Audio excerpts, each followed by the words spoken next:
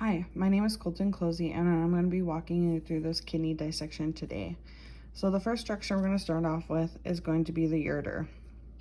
And this is the tube that runs along and from the kidney to the urinary bladder.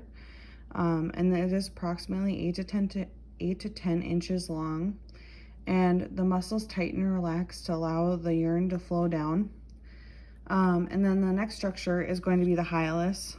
So it is located behind here.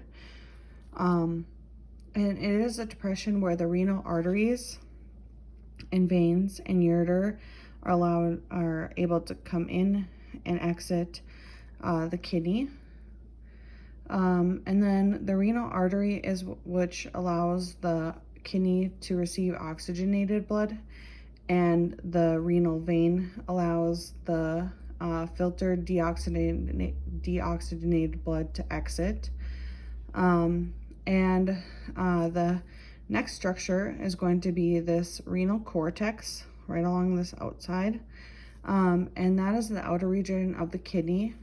And the renal cortex holds the capillaries and the renal arteries and veins in this area, and it allows to filter blood in and out.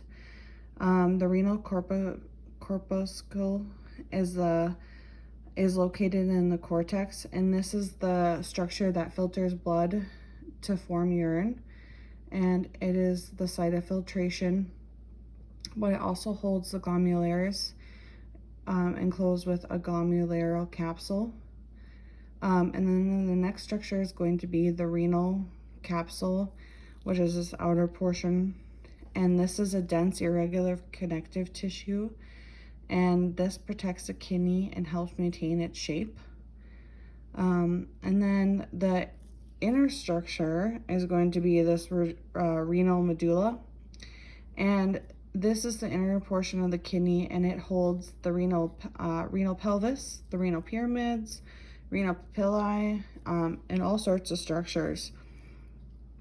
But the renal pyramid is going to be a pyramid structure located on the inner portion of the kidney, and so it's a repeating cone-shaped structural unit found in the medulla, and the base, so the outer portion, is facing the cortex, and the apex is going to be facing the hilus, which is right over here.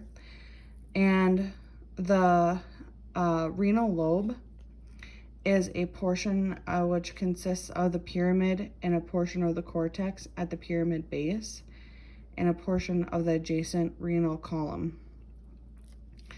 The renal papillae is going to be the apex, which is going to be closer to the hilus of the renal pyramid, and it is continuous with the minor calcix, which you can see one right here.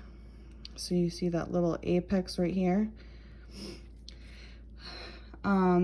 And the calcix are both minor and major, and this allows the urine to pass through to the renal pelvis. And they're kind of cup-like divisions found in the medulla. And the minor calcix empty into the major calcix, and then the major calcix flow into the renal pelvis, make up the renal pelvis. And the renal pelvis is the large cavity that receives urine. So it's going to be kind of in this area right here, and from the major calcix, and is continuous with the ureter, so it kind of flows down into the ureter right here. And I believe that's it for our structures. So thank you for taking the time to watch this. I appreciate it. Thanks.